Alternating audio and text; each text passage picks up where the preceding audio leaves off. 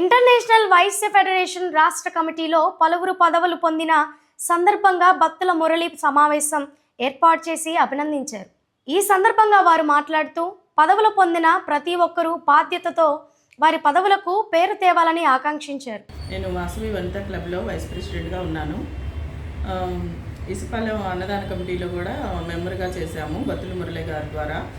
ఇప్పుడు నాకు ఈ రాష్ట్ర ఆధ్యాత్మిక కార్యదర్శిగా ఇచ్చినందుకు ధన్యవాదములు బత్తుల మురళి గారికి, కోన శ్రీనివాసరావు గారికి. ఇంటర్నేషనల్ వైశ్య ఫెడరేషన్లో నాకు బత్తుల మురళి గారు, కోన శ్రీనివాసరావు గారు వైస్ ప్రెసిడెంట్గా ఇచ్చారు.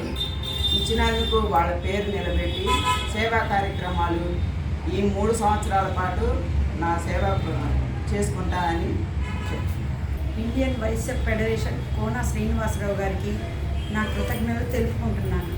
నాకు జిల్లా అధ్యక్షురాలుగా పదవిని ఎన్నుకొని ఇచ్చినందుకు చాలా కృతజ్ఞతలు. ఈ పదవికి నేను న్యాయం చేస్తానని చెప్తున్నాను. ఈ నెల 1వ తారీఖు పల్లిగూడెం పట్టణంలో ఇంటర్నేషనల్ వైశ్య ఫెడరేషన్ ఈ సంస్థ అధ్యక్షుడిగా కోన శ్రీనివాసరావు గారి ప్రమాణ స్వీకార కార్యక్రమం జరిగింది. వారి కమిటీలో నర్సాపేట పట్టణం నుంచి, పల్నాడు జిల్లా నుంచి ప్రాతినిధ్యంగా ఇప్పుడు నిలబడిన కమిటీ అందరూ తలా ఒక బాధ్యత అప్పుచెప్పడం జరిగింది. మేము ఎందుకు తెలియజేస్తున్నామంటే వాళ్ళందరి బాధ్యతలు సమాజానికి తెలియాలా, సమాజంలో మంచి కార్యక్రమం చేయాలా, అందరి మన్ననలు పొందాలా. మాకు పదవులు ఇచ్చినందుకు వీళ్ళందరికీ కోన శ్రీనివాసరావు గారి కూడా గౌరవాన్ని కాపాడాలనే దృష్టితో ఈరోజు ఈ మీడియా, ఎలక్ట్రానిక్ మీడియా ద్వారా నేను తెలియజేయడం జరిగింది.